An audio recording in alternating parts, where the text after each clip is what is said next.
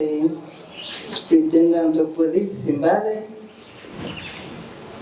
the church leaders, the cultural leaders, youth, women leaders, private sector, including border and market leaders, ladies and gentlemen in your respective capacities.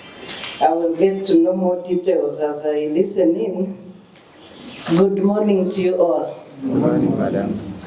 I'm called Sarah Birete, the Executive Director of Center for Constitutional Governance. Some of you could have seen his face on TV and UBC behind the headlines where we partner with the National Broadcast on Governance. I'm a regular panelist there every Wednesday. Yeah, so that briefly explains the work we do. We are a constitutional watchdog. That simply means that we do work in promotion, implementation, and sensitization about the Constitution. We do work on human rights. We do work on how Parliament works to implement the wishes of the people. We do work on how you as the leaders in the room work to make sure that your actions are derived from the concerns that the people you lead face. And that's one of the reasons we are here. We do work with police. If some of you have watched the Civic Space TV, our own TV, I don't know why Ronnie did not come with our jacket. Today you came unbranded. We have a digital TV, fully licensed by UCC, called Civic Space TV. Some of you in your free time, you do check it out on YouTube and maybe follow, because even this program will be uploaded there, so that the people who are not here are able to see what we have discussed. And all the project programs, as I will introduce, will be uploaded on that TV, so that we are able to communicate to people beyond this room, or even those that we shall be meeting over the 2 years of this project implementation. So we normally have the deputy spokesperson of police for Kampala Metropolitan, O.S. Jire, is normally part of our regular panelists on that TV. We have party representation, and one of our permanent panelists also is the Director at NRM Secretariat, but that does not mean we exclude other parties, because we are in a multi-party dispensation. And as an NGO, we work with everybody.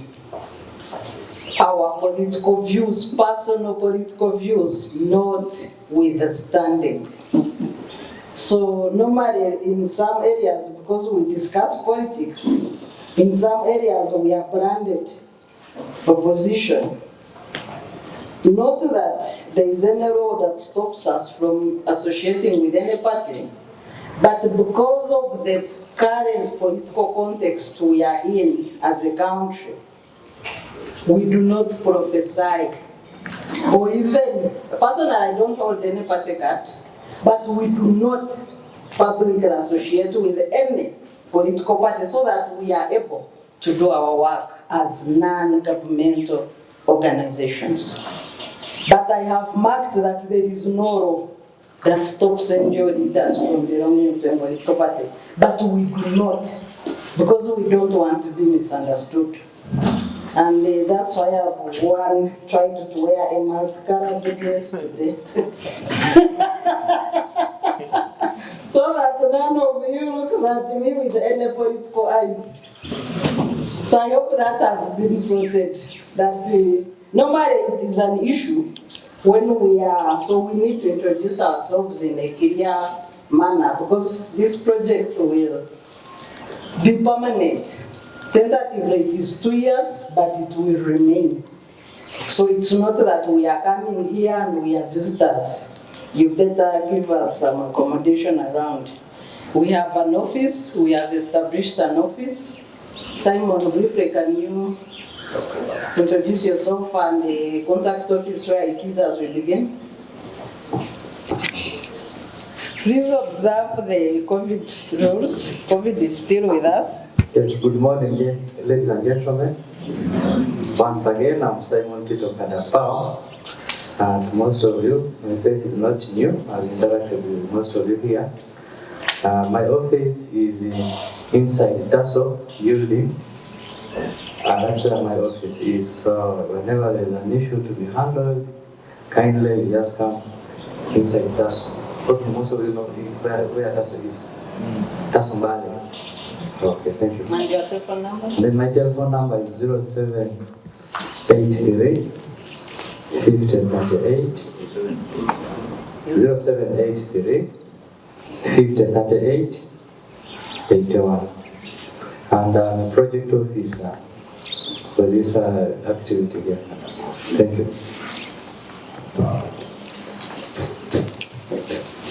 Thank you very much, Simon. So, Ghana's pretender to police, you better give us some. we are not visitors anymore. Yeah, thank you very much. So, briefly, the project that we shall be implementing is called Reclaiming Civic Space through Self-Led Influencing in New Cities.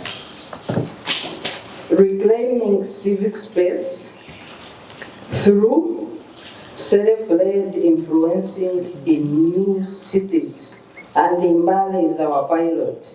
So currently, this is the only way we've started with Mbale in the whole country. We hope that with time, we shall expand to the other new cities that have already been operationalized. Ginger will be operationalized in July. No, Entebbe. Entebbe will be operationalized this year in July. And then Ginger next financial year. And the government has so far put a moratorium for a stop on the creation of new cities. Maybe first study how are they a total of 8? Because 5 are operational. And then 1 this financial year and another one next financial year. So those are 7.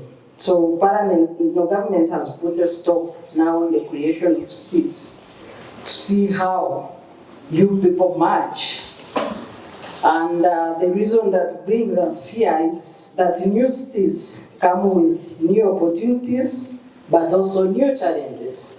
And I'm sure you'll be sharing with us, because you are the people on the ground, how you are so far taking your baby steps.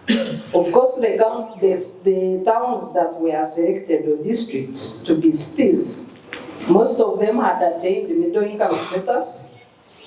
I know Mbale is not among the middle income status districts, so cities now in Uganda. We have a total of 7 districts that have so far attained middle income status. That is Kampala, Wakiso, Mpigi, Masaka, Mbarara, Jinja. How many have I mentioned? Kampala, Wakiso, Mukono, Mpigi, Jinja, Masaka, and Mbarara. Those are the only districts that have attained middle income status in Uganda. So as you see, as much as you have a stay, you need to catch up with Mbarara, Wakiso, Masaka, Mpigi, those are Jinja. Those ones are income status. Mukono was already had, I think. Does it have status? No, it doesn't have, but it's ahead of in terms of income. So that's already a challenge where you need to move if you are to be at the same level with other cities. What does it mean in terms of Mbale, which has not yet attained middle income status, and why? That's one outright challenge.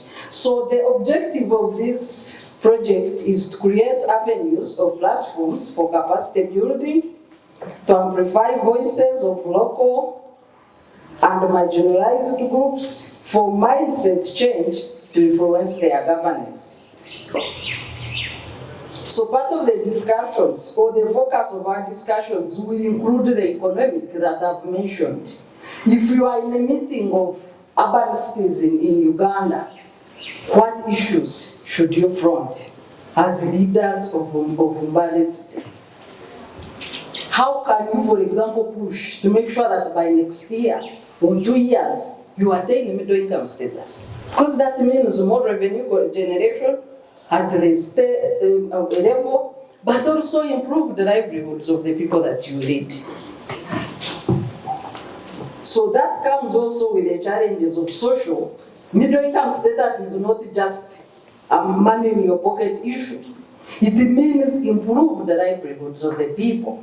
So what is the social status? Where I move first, please let me know. And if there are issues that you need to connect with the national, for example, increase the budget allocations, for example, implementation of some specific projects that are controlled by the central government.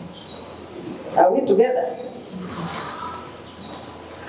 If I can have an interaction on that, because there could be something else that you think would help more in terms of the aim that I've already said.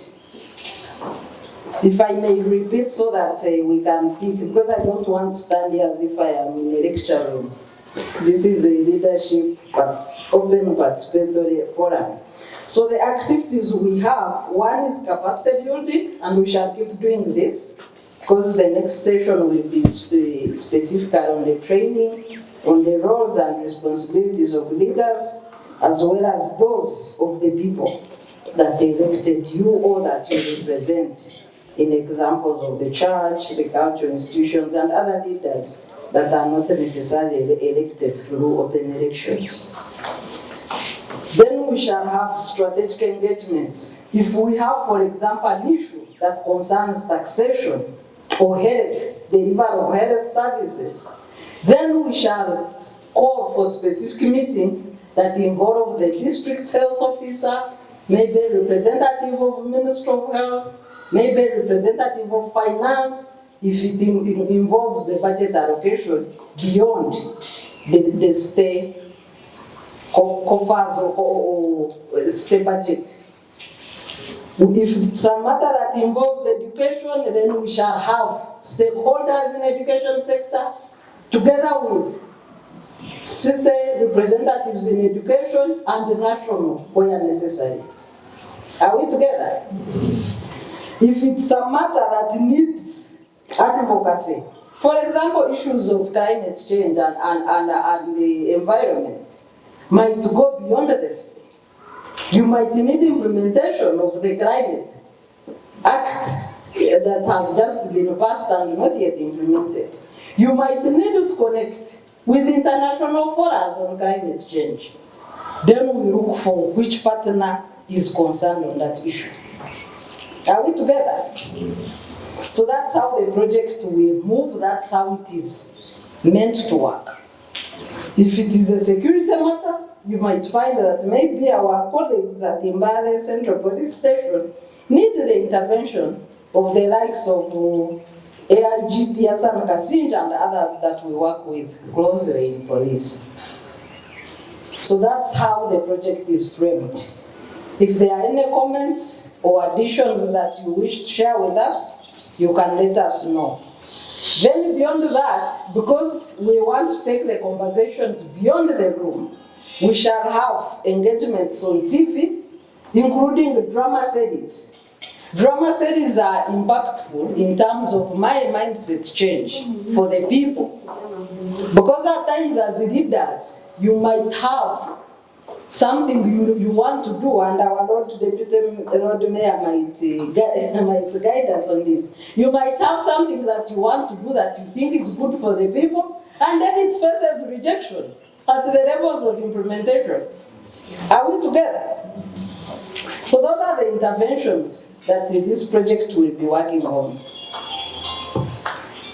The expected outcome is that we shall have a more developed city that focuses on the wishes, values, and aspirations of the people, and the people have a voice to advocate for their rights and wishes on how they want to be led. So that is the outcome, or the result that we hope this project can deliver. That the leaders are able and are enabled and facilitated to serve their people, but also the people have an ability to inform their leaders of what the problems are facing or what they want their leaders to do in terms of policy and actions. So we have drafted, I had two participants who said they have previously interacted with the Center for Constitutional Governance. And yes, we have been here twice, one on the functioning of the multipartyism in Uganda, and a project that we ran through this district, and the second, three projects in Mbale. The second was training on constitutionalism, and it is a handbook that we could maybe avail through our offices on basic understanding of the Constitution. And the third project that we have previously run in Mbale district was with the institutions of higher learning, including Islamic University in Uganda, including there was a Makerere branch. Yes, MOBS branch, but also there's an international, there's the Africa Indigenous something University of the late Mbale. Professor Mbale, and the health nursing institution. Yes. That project in universities is still running. We have been running it on the TV, but because it was affected by COVID. So we have been running it online, but now that there is a bit of slowdown on the infections, we shall be back not only for this project, but also for the project on universities, as well as general constitutional issues. So in your comments and feedback, feel free to ask us on all these programs, because they also affect you as leaders, whether you are hearing them for the first time or not. Specifically for preparation on this, for further preparation on this, we have designed a simple, quick survey on citizens' needs for self-led influencing with their leaders. Under this category, we have one section is what are service delivery needs of the people. This is in the area of water and sanitation, as health, education, waste management, housing. These are the common challenges with all urban cities. And maybe I should have mentioned that we have a partnership with the New York Urban Cities program that we also hope to bring down in Mbale under this project. What are the political needs of the people? Under political, we are saying we are concerned with, are you being consulted during the decision-making processes? Like, is there a bottom-up approach, the way leaders take their decisions on what to implement or what policy changes to make for the city? What are the specific challenges that each sector faces? I know that, for example, the youth leadership have specific needs, political. The market vendors have their own needs. We see in Kampala the issue of vendors, it is a high political issue. We see the people of market space. I know you have a very beautiful market in the central market. I've visited it all the time. I'm in Mbale. But does every market person fit in that central district? Especially now that you are a central market? Or Madam Lord Mayor, you need to construct another market? Because I know that also towards, as you leave Kampala, there are people there in the open market, on the road normally when we are going back to Kampala. So how do you get everybody to work under an organized market setup as a city? Because as a city, you are not going to operate the way you have been operating.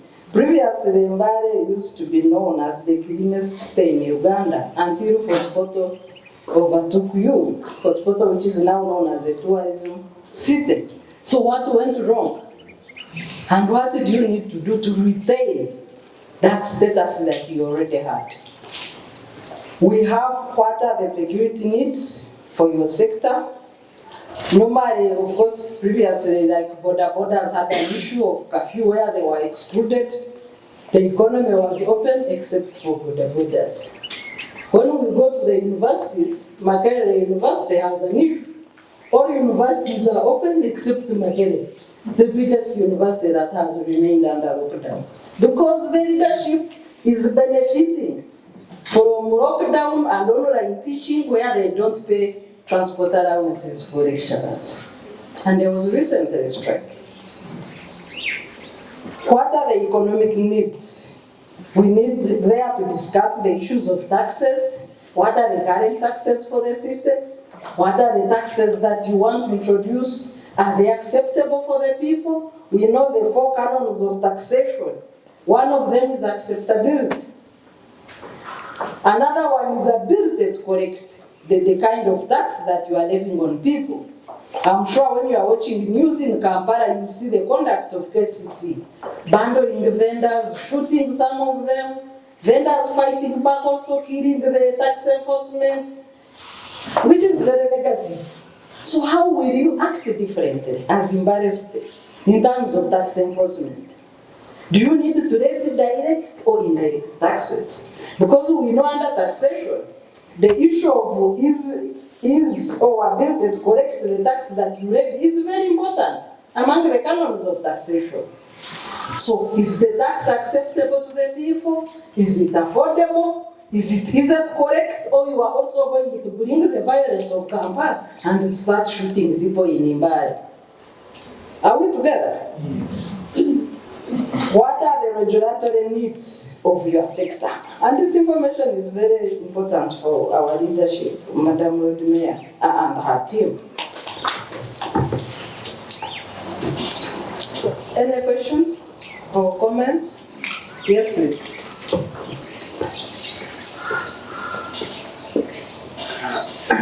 Excellent. Thank you so much, Madam Sarah. I think it's not the first time that we interacted. Vividly, I think I recall what you said, some other activities that brought in the region way back. I think that was the run-up to the 2016 elections. Yes, the elections training. Yes, understanding my parties. And I think the problem, thinking on that, is that as we move to the Mbale is now a city, we are trying to grapple with issues of service delivery, improvement in the income that we are talking of there. The problem is that there's deeply a misunderstanding or not understanding completely on issues of parties. And they were the problem is. And even now, government has made good programs, including that one of the parish development model. But it's bound to be abused. Why? Is that they've tied it also to partisan type of stand, where we have a representative on it in the formulation from a party, a single party. Because now it's recurring that we have, it would be a good idea because it's in the ruling government, NRM, but an NRM representative on the committee that formulates, it's bound to be abused in a way, and people have it in a negative way because they don't understand multi-parties. They say this has come, it is an NRM model, it has come to benefit or reward the voters. And that's where the problem has come. And find that the participation is not good as a result of that.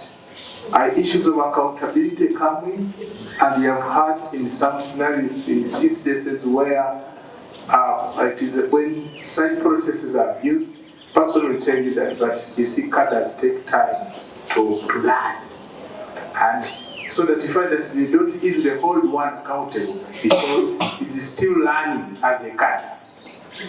So there are that kind of things a problem. I would interest set up a constitutional governance on that particular sector, because why we have come here is that I've seen people have grown from a very critical sector, multi-sectoral approach that you have used this time. Not with those people who have a bit of understanding of multi-parties who we have brought here, but at least people who matter and where it hints most. But I think is that now this discussion should be deepened. From this level, it goes to the sub-county, to the divisions, to the parishes, and then to the villages, such that people get to understand. Once they understand the participation and the own issues of multipartism, the governance is there. That will, I think, deliver and improve service delivery. And I think that's my take. And finally, probably, I simply thank the translators doing a good job.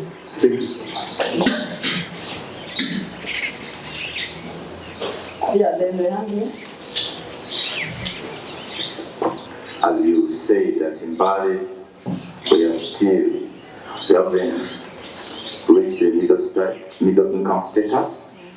Surely, we as leaders of Mbale City, or the whole of Uganda, or Eastern, I'll beg that surely we still have a long way to move, but I'll beg that we move as a team for the betterment of Mbale. I wanted to inquire from you, as you say, we haven't reached the middle income status. You said you are having good relationship with, is it United Kingdom? New York City. Yeah. So surely, Madam Sarah and the team, I wanted to inquire, how best can Mbale City tap into the opportunities of New York City, so that we can also reparate our lost glory of Mbale City, and also we reach middle income status. Disability is not inability, whereby abantu bange beekulembera abalema mu kibuga kyaffe. We are so many. Madam, we are very many. And a number is bunch. These people are on the streets all the time, begging. Katingamba abakulembeze baabwe sometimes tulaba nti kifuuse. Kati abantu bano, omuntu ayinza okuba n'obusobozi, asobola maybe okukolako akantu akatono, naye nga tewali oluusi gy'akolera, and sometimes oluusi n'atya okuyingira mu katale lwa misolo, kwegamba ye kati he or she ends up by sitting on the street and begging. Kakati ffe kituleetera obuzibu nga ffe their leaders, and for them most of the time they expect us to give them money, whereby we don't have money. For them they think that as you are elected, you are going to fight all their problems. Olaba omuntu afiiriddwa maybe eggulu eyo agamba kansala omulambo oguli wano biki, ate naffe tetwesobola. It doesn't mean that as we were elected anga buli kimu tukikola tetusobola. Kakati I was of the view that Madam leero, I'm very grateful that we are here. We can even raise our problems, and maybe you carry them, you take them where you have come from. I was of the view that singa mubadde mutuyamba nemo you allocate for us, kwegamba akatundu nako akakungaana abalema ne mugamba nti no abalema wadde tubanoonyeza obubiina obwo, they get these small loans, they do something so that they can also cater for themselves. Naye singa mutu allocatingako akafa akatono ne tugamba akafa kaffe kano tukungaaniremu abalema, and we see those ones who don't want to work, because disability is not inability. We must all work. They must not depend on begging on the streets all the time. Kati nga bwe batulonda oyita ku street wano ono waali, olina katono owoono, oli naye waali. The whole town they are there. So singa tubeera n'akafo akatono abantu bano ne bakola obuntu bwabwe oba okutunga oba okutunda buki oba butonotono, buli omu n'abeerako n'ekikumi kyafuna, awo kijja kubanga kituyambye era kiyambye abalema bonna. But there are many, we are many, my clan, we are so many. We need at least look into us, you allocate us maybe a small land oba a plot oba so that tubakunganire mu kifo kimu instead of begging all the time. Thank you, madam. Thank you, madam. Executive Director, Madam Sarah, all protocols observed. My name is again, I'm also General Police Abek Samo. I want to take this opportunity to thank you for giving me this platform. We are all Ugandans, and each and everyone who is here has a role to play as per the Constitution of the Republic of Uganda. Me as a police, I'm also embedded in the Constitution of the Republic of Uganda in Article 212. So I have a role to play. So I have some few areas I just need to highlight about concerning the issues of security vis-a-vis economic development. Police protect life and property. For any country to develop, security is paramount for economic growth. So, where are these challenges? Before I go challenges, when you look at new cities like Mbale, we are in Mbale. We have raised so many issues. They are pertinent issues. So I just want to be direct to points of threats of insecurity in some of those installations we have. We've talked about market. Yeah, we have the central market there. But we have left other things on the side of the security. Me personally, we had issues with that market, central market. Last week we were there. Most of these issues which are raised, I attended some of those meetings. But when you look at, people talk about allocation of lockups. Now, on the issue of mainly firefighting, rescue, and the control access routes, and you'll find in that market, there are rooms which are located to control the fire in the main market. Now you find those rooms are being allocated as lockups to other people, and yet they are made for access to control fire. So that is a bit sensitive because any outbreak of fire may be in that central market. How will security, police reach there with the firefighting equipment to switch off from the main? So I would just urge the leaders of the management of that market, if you don't take it for granted, that we were there, we want them, and we are coming back to review whether they have really taken it up on issues of the security of everyone in that market. I like the administration of that market. They have even radio. When you want to communicate, because the market is big, you have to enter just communicate to people from a radio station. So the issue of security, let's take it serious. Then, no access controls, like we have the market, we can't know where the trucks stop from, where it is vending out, because somebody said there are many open places inside. Why are those people out? Then what is the management doing? Because when you look at security, terror threats, they always target. If you have at least control measures in some of those big gathering places, it can be easily. We have a police there, though it is meager. But with the management and administration of the market, we need to step up that. Coupled with that, we also street vending. We have issues. Madam Sarah talked about fighting street vending, collection of taxes, and there should be guidance. So it is here with us, we know. So what are we going to do on the issues of street vending? Because when you look at in the evening, Tororo Road, Kumi Road, people all come on the road to vend. So in the evening, trucks, taxis, the park, even buses. So what are we supposed to do as the city authorities? You are not supposed to leave it police alone. Because when you leave it police alone, there will be a divergence and they will say the police is doing this. Because this is our city. I raised that issue to the city clerk and also the management in the streets. They have tendered it out.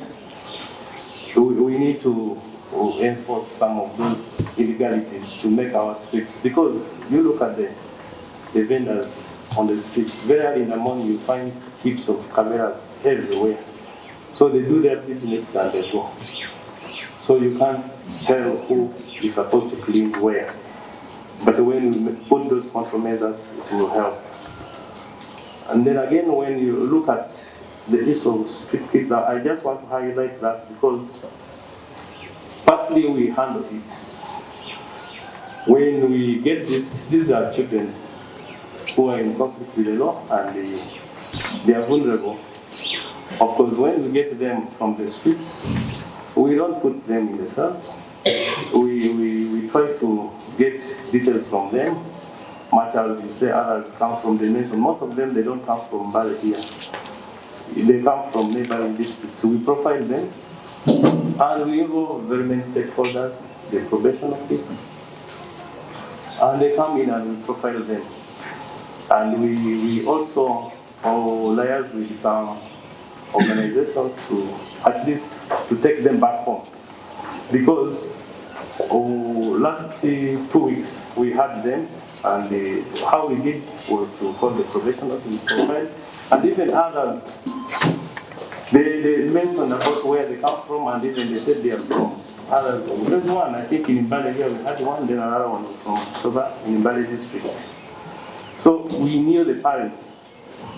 So I had to task the probation officer to always dig into that kind of parenting of that kind of a child. Because these are our children.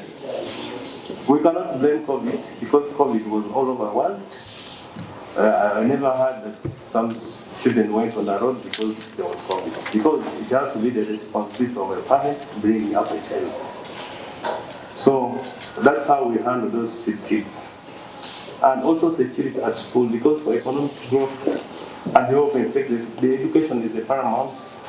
Now what kind of education are we giving the children at school and the administration of the school? Do you have countermeasures? Because somebody was talking of children taking drugs and what? When you look at those schools, I have to be open here because most of them, they are concentrated in the city there, almost in the same area, and even there's a lot of hooliganism in that school. What is the administration of that school doing? Much as we can put police booth near the school, is it working?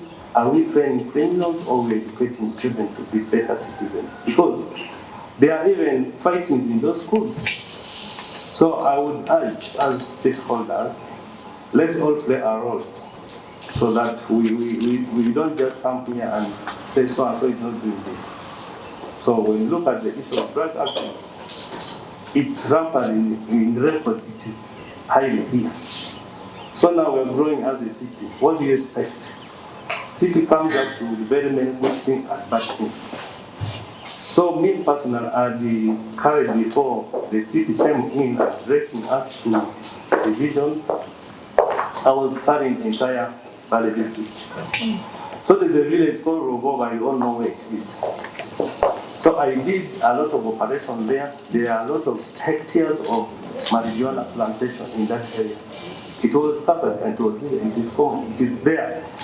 It is still up there. So people grow marijuana in hectares. We had over 40 hectares, which is there. Even if I take it now, it is there. But it is not under my jurisdiction.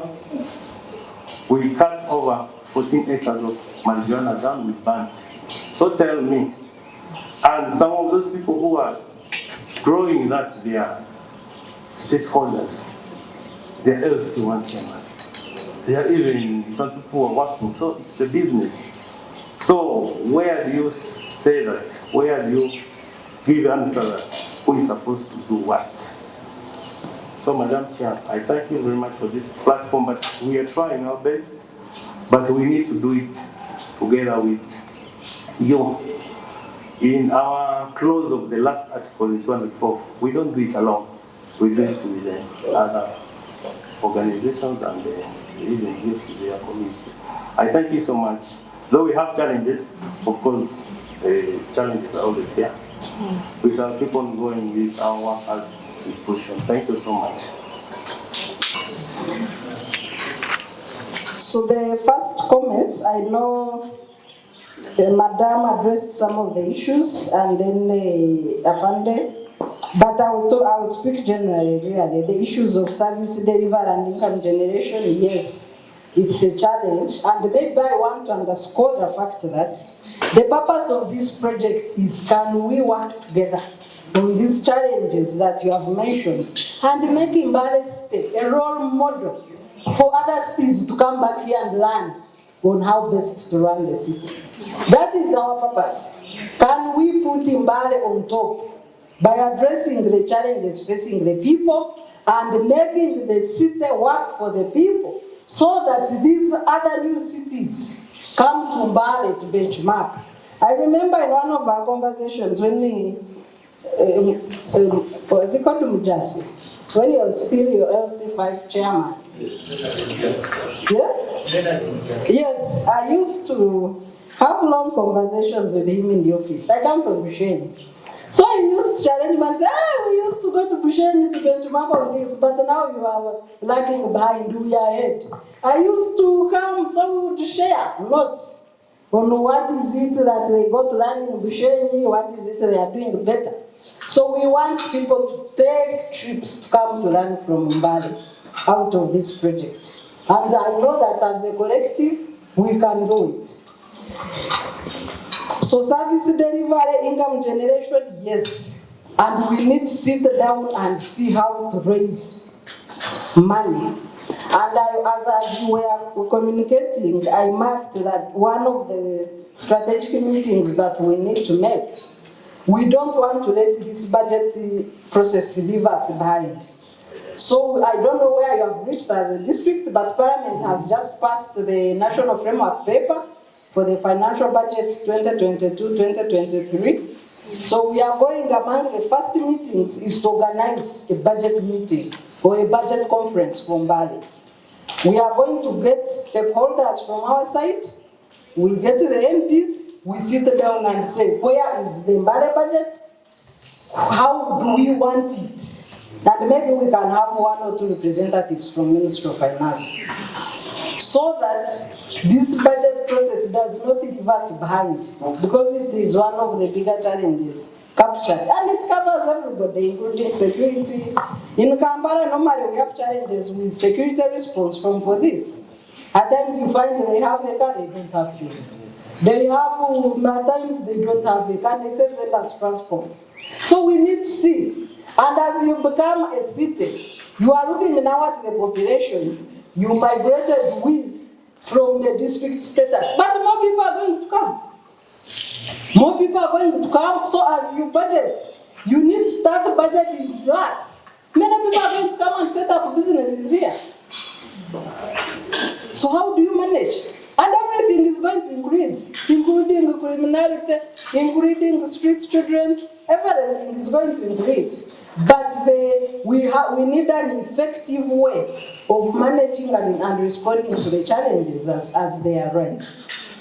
Parish development model that is tied to patronage. I know we have had discussions. Those of you watching BC on Wednesdays, we had a 2-hour session with the minister in charge of local government, and we are planning to have another discussion on the rolling out of the parish development model.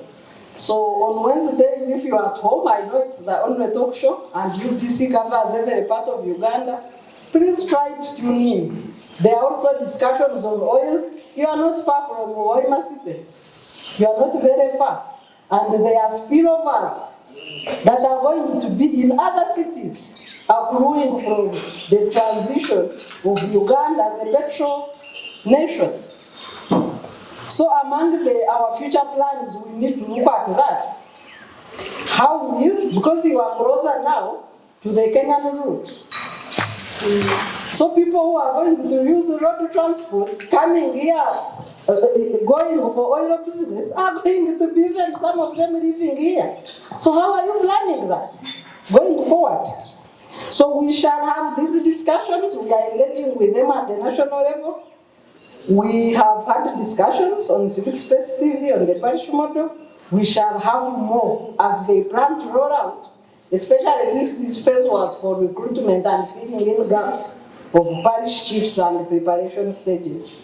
The guidelines are yet to be adopted by Parliament. Parliament is also having discussions. So when we have that budget meeting, maybe then we shall also raise the concerns concerning the parish development model, especially given the fact that it will be the major development vehicle for government for the next 5 years and more maybe if it is successful. So on the issue of the middle income status, yes, we shall engage with that. We can work maybe 2-3 years. Why wouldn't Mbale become a middle income status? If you go to the composition of people in shops and markets, I normally take, by the way, a day walking around Mbale. I find people from my area speaking Runyankore. I know Uganda very well myself. So you are already a cosmopolitan city. And within, if you focus issues of development, you have emerging hotel industry, very promising. You have tourist sites within Mbale. There is some river I have always failed to visit because of time. I think I should visit it. Yes, the falls. I need to find time. So, but how are we bringing out these issues and marketing them to the people to drive business and money to Mbale City? That's also part of the issues that we must work on. Mbale elevated to the state but still receives funding of a district. This is a challenge for the other new cities. And it is hoped that in this budget, you will have now an elevated budget fit for the city. But how engaged are you? How far have you gone? And as I've said, our first strategic meeting will be on the budget, so that we get reasonable resources to address the challenges of the city. But we have to bring in now in other stakeholders.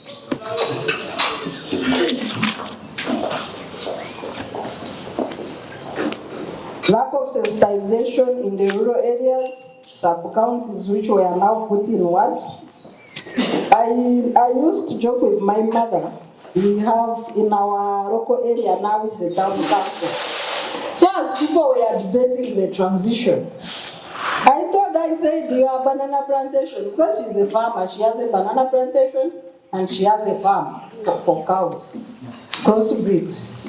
So I said, now you are going to pay tax for these things. She said, how? I said, no, because you are in the town council.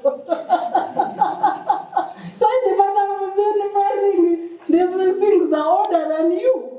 How do they come to taxing me? I said, no, that's what it means. That you pay money for the administration and the status you are in. So I know the challenge, and that's why I said now that I need to move at the same pace with the people. Because if you go to tell a local person who has had their banana plantation for 6 decades, and then you say, now I am levying the tax on your banana plantation, you can imagine the reaction, even if you were the one. How would you take it? So you need to put yourselves in the shoes of these people and see how far do you go with sensitization, how do you introduce these taxes, when do you levy them, as you approve them, do you leave a time for sensitization and buy-ins, the bottom-up consultation that is needed, and the mindset change, which is very critical as you develop as a city. And that takes me to the decision. It is now good that the Parliament passed that amendment that you retain part of the revenues that you collect as a city. So now it is up to you to say how much revenue do I collect. Because if you collect nothing, you are a loser. And with that amendment, finance is likely to say, maybe 30% of the budget, you cover it yourself. So if you collect nothing, now what are you going to do? Are we together? If you collect more, you benefit. If you collect less, you are likely to suffer and fail to deliver services to the people. So how do you bridge the gap? Negative feedback on urban taxes, it's bound to happen. There's going to be resistance and the leadership should prepare for it. The first 2 years, there will be resistance on these taxes. So how do you create mindset change for acceptability? The businesswoman from Mbale Market, I think many issues were raised on the allocation of lockups, with some of them which are still empty. Challenges of electricity and water, which were later handled with a separate account. No sensitization of the members. So I think if we finish the budget conference, I hope you will agree with me that we address market vendors, then people with disabilities, and we keep moving in that line. So first will be budget, which covers now everybody in the room. Second will be market vendors, and then the third one will be people with disabilities. And from there we can move border, you have your issues of security. Many border riders are killed when they are riding, people steal motorcycles. It's going to increase, as I told you, many people are going to migrate to a city, including the positive and negative elements. It's not only the good ones that are going to come. Even the negative ones, the things you see in Kampala, people are being stoned with pavers on the northern bypass. Those problems are going to extend. So how prepared are you? Especially with the contraction of the economy out of lockdown. We have 4% contraction of the economy. And then rising fuel prices, rising cost of food, rising cost of living, rising school fees. Parents were almost going on the strike, taking the children back to school. I remember any call I would receive, I would say, please, call me after 2 months. Because everybody was struggling with the costs of school. We have children who are biological, those adopted, those from extended families. So everybody, and from Christmas, I don't know how you people were doing, but from Christmas to opening of schools, anybody with the children, even his phone will ring, and you put it here without saying where you call it. Not so. Parents who are in the room, not so. It was a very tough moment. The issue of street children, I think we need to contact other stakeholders. It's good the steps that are being taken. It is a challenge for every state, including those which are established. But once you create a framework for managing it at the beginning, you are better off than those who are doing nothing. So it's good to say we have mapped out these are our challenges. Then tomorrow, the whole day is dedicated on how do we solve. How do we go about this? Who is the lead agency in this? Who is the lead person in this? So that the next meeting, we get a feedback report. Even as we have no business coming here to just waste your time, we should deliver. So each one of us should deliver so that we have a better city where people can say, let's go and learn from Mbale. Land wrangles, land ownership, land grabbing, it's going to escalate. We came here on a training on land rights with what we call the training of trainers. And maybe in the next meeting we should draw in some of the people we trained from Mbale. So we need to be equipped with the basics, and maybe in our next meeting, basics on how do you deal with the land issues, land wrangles. Now we have passed, Parliament has passed a new amendment to the succession bill, where it is trying to legislate on situations when people die without a will. who takes what, and briefly as I share, the surviving spouse takes 20%. If you are married, you share that 20%. The children,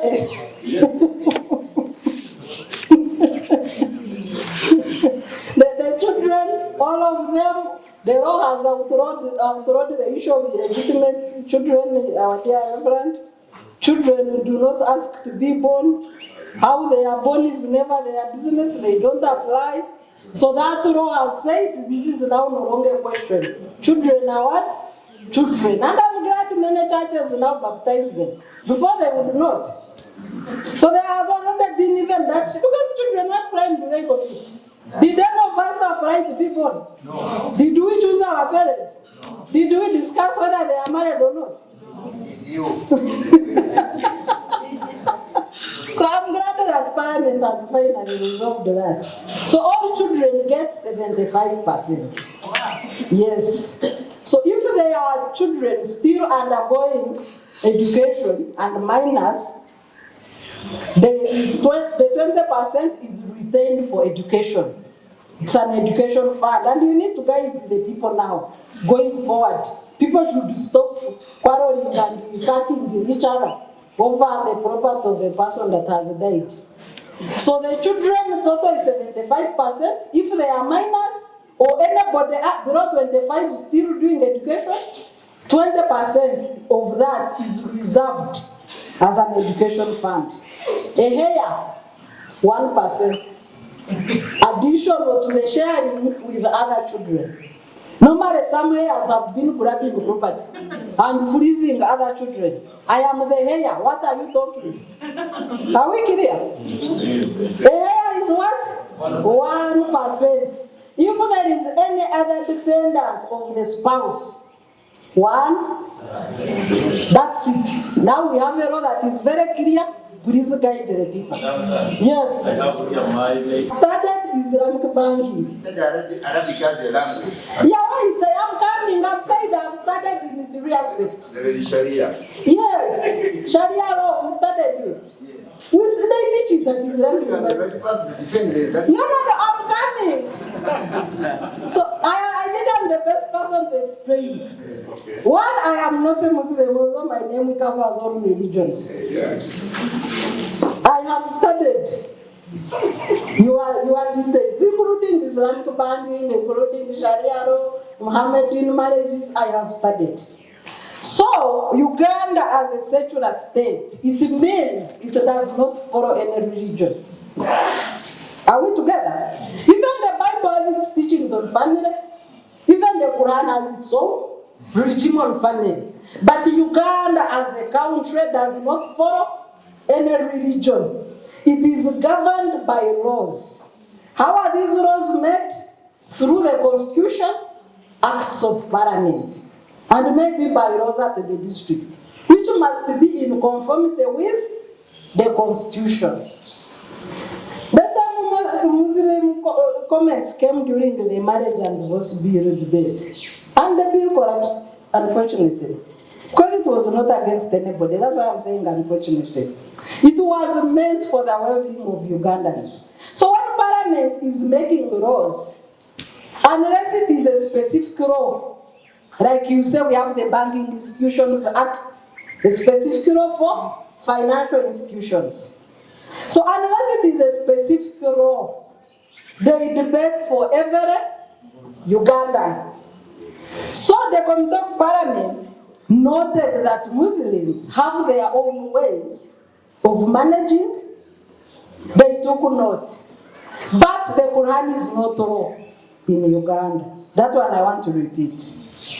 It is not law in Uganda. Even the Bible is not law in Uganda. That's why you say that even if the Bible says do not murder, do not commit adultery, still we go to the penal code and legislate for murder, legislate for adultery and other things. And later, of course I know the Reverend might not agree, but later adultery has been outlawed by the Constitution.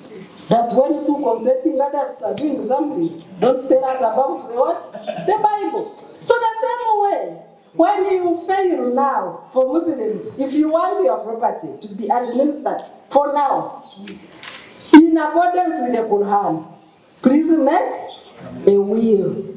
If you don't, and unfortunately you die before a specific law for Muslims is made, the government will come in through Administrator General and administer your property in accordance with this law I have said. Are we together? Yes. That's the position.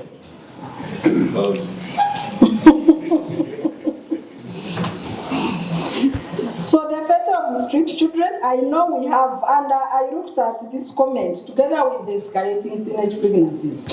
I forgot to look at the statistics in Mbale, but the minimum teenage pregnancies over lockdown as per end of 2021, the minimum is 2,300 teenage pregnancies. In Kampala, it is 8,000 documented teenage pregnancies. In Wakiso, it is 10,000 plus. Mukono is the third highest. So we have a crisis of mothers becoming mothers. I have been, we have a group where we have Vandeka and other senior police officers. We have been fighting to see how many arrests have been made, because the total nationwide is about 643 teenage pregnancies. Who defiled them? How many arrests do we have? So we have been saying police must produce a report. How many people have you arrested for defilement? Who has made these children pregnant? That is the first crisis. And what do we do to strongly punish the defilers to deter the practice? Then it comes to the issue of schools. And then maybe for disclosure purposes, I will mention that my children, I myself went to Mbale Girls School. I'm sure many of you have heard about it. My children go to King's College, Budo, the most strict government school. So I was asking if a girl was pregnant in Budo, you can't even go beyond the gate. But the government has released the policy that these children must go back to school. There was backlash from the church leader saying it's promoting morality, and we said, look, morality should be preventative. And I'm a born-again Christian. I want to say my claim so that I'm not, because I know my reverend is not going to agree with my submission. When I take to this platform, I am speaking for Uganda. I am not speaking the moralistic teaching of the churches. But remember, I am what? A born again. So don't say this one is what, bringing what. No. There is the church, there is the law. And the two are different, including the Quran. We are not going to mix issues. Government is what? Government. So government has passed a decision that pregnant and teenage mothers should go back to school. But how is this being done by the schools? In Mbale, where I went, the church founded school by Mbale Diocese. You cannot spend a night in school when you are pregnant. You cannot. Are we together? In Budo, I see you, a girl and a boy. It is a mixed school. You go. It is under the leadership of Mbale Diocese. You go. Anything, a crisis, what the bishop is there of Mbale Diocese. You go. So how are we integrating these girls back in school? UNFPA has done the United Nations Population, their special branch for population control and sexual reproductive health, has done a study that if we do not take care of these girls, as a country, we are going to be losing 640 million every year, taking care of babies who have become mothers and their children because they have no source of income. Their children have a higher rate of becoming street children and drug abusers and criminals because they have 1% chance of attaining education. So as we deal with the issue of children, I want us to categorize it into two sections. street children, teenage mothers, and teenage pregnancies. Because I don't know, do you think this is a problem we should address? Yes. I will get statistics from Mbale, and I want to ask my team to circulate a form so that those of you have WhatsApp numbers, you register them and we create a group. Because some of the information we are going to share, we don't have it here. But we have it in soft copy and we can begin sharing and continue the deliberations. So the church came up, and first I think was a bishop in Mukono. Then the Voice of America called me and said, now what do you make of the church comments? I said, please, more laws are supposed to be preventative. If you say sex before marriage is a sin, as a church, make sure people do not engage in premarital sex. But once it has happened, know that your duty has ended and has failed, and these are human beings you must do what? Take care of. Are we together? Yes. Because you preached morals, did they work or not? They have not worked, and we have people to deal with. Are we together? Dear Reverend, you will forgive us, please. And I'm sure we agree that morals are preventative. Once a problem has happened, you must address it as it has emerged.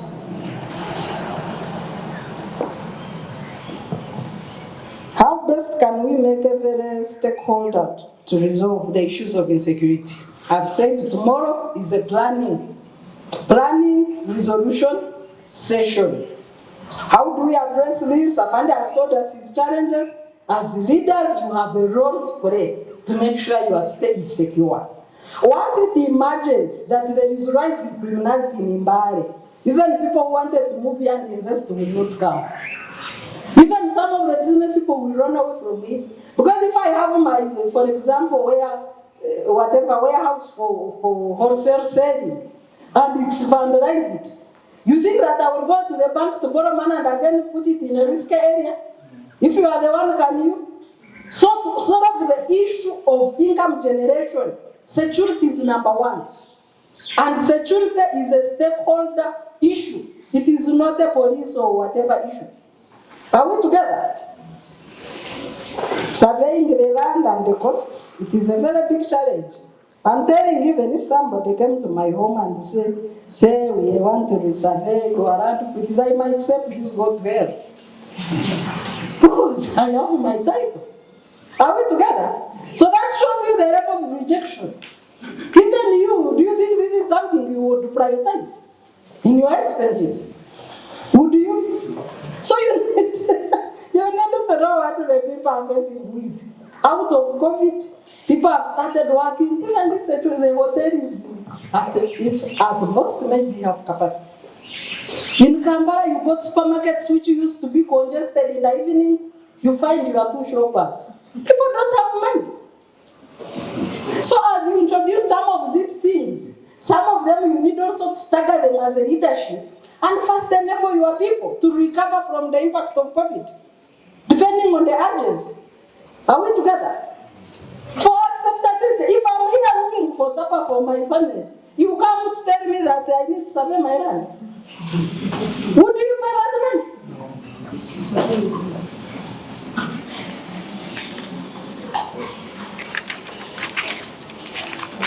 Yeah, issues of cleanliness, I think they have been talked about with even a response from the leadership, the tax park, sewage system. We are going to sit and draw a roadmap. And we should use it even to gauge ourselves, either as failures or successes. We are not just here to say we are pointing fingers. No, let's make a plan as a multi-stakeholder leadership group. We allocate the responsibilities, we rope, we concentrate, we see what we can achieve. Are we together?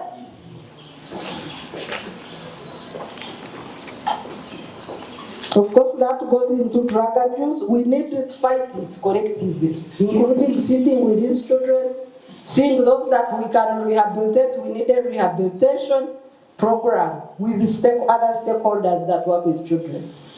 Because if you say children are sniffing fuel, I know there is the estimate of school dropouts have been put at 4.5 million nationally. Children who are unable to return to school after COVID lockdown of 2 years. So we need to sit and say, out of those 4.5 million, how many are likely to be in Mbale? Because right now we don't have the data. But I'm showing you the national data. 4.5 million dropouts out of COVID lockdown. Out of those, how many are likely to be in Mbale City? And how do we address that? How many can we salvage and take back to school, including vocational institutions? Are we together? So that will be our campaign.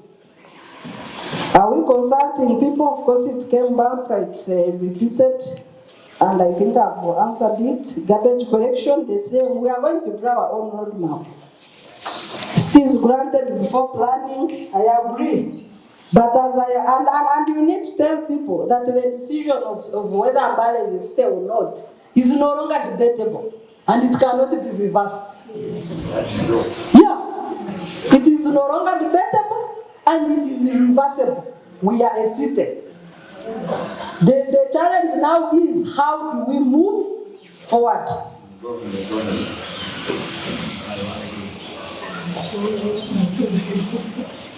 Yeah, the issue of market leadership, as I said, some of these issues need specific constituency meetings, and we shall have that meeting with the market vendors and other stakeholders. PWDs, yes, specific meeting, also to see how to empower, rehabilitate, and resettle some of them, because some of them even face rejection right from their homes. So we need to have a specific meeting with them.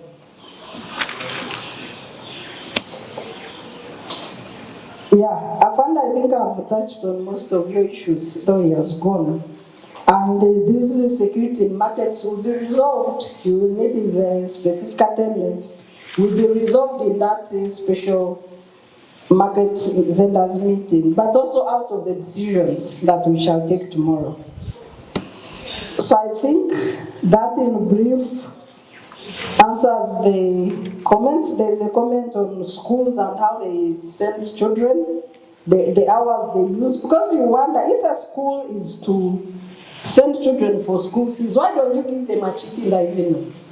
And say tomorrow, a cheat to the parent and say tomorrow you are not attending school. Why do you have to send them at busy hours? And there we need a secretary for education in the city. Why do you have to send them at 10, 11, say go back for school fees? Why don't you make a cheat and give it to them in the evening so that tomorrow don't come to school without fees? I mean, what is the rocket science there? Other schools drop these children back home because the dangers. And then we hope the Secretary for Education will write a memo to the schools. We are not saying don't stop, but when do you do it? Get an evening, tell the children tomorrow don't come. Give this to your parents or come with them. That's what other schools do, and it is very simple. Are we together? So those are some of the quick achievements we can use and solve these problems facing the people. Children and detention facilities, we shall address that. Allocate response, people concerned with traffic. I think these are some of we shall take concrete decisions tomorrow, but in my view, as I listened to all your issues, I see they are workable. It's only a matter of time to achieve them. There are those that we shall classify as short term, medium term, and then long term, and we continue planning and working on them. As I tell you from our point of view as an organization, we want people to move to Mbale and say, what is the magic in Mbale? That is what we want to see. Are we together? Maybe as I conclude, I need to mention that this particular intervention is supported by Voice, Oxfam. For the 2 years pilot, we are working with Voice Oxfam program, and Oxfam stands globally for fighting inequality. That includes reducing the gap between the rich and the poor, increasing household incomes. They also fight for climate justice, issues of environmental degradation. I didn't see them coming out. But as you expand as a city, we need to make sure that our environment is properly preserved.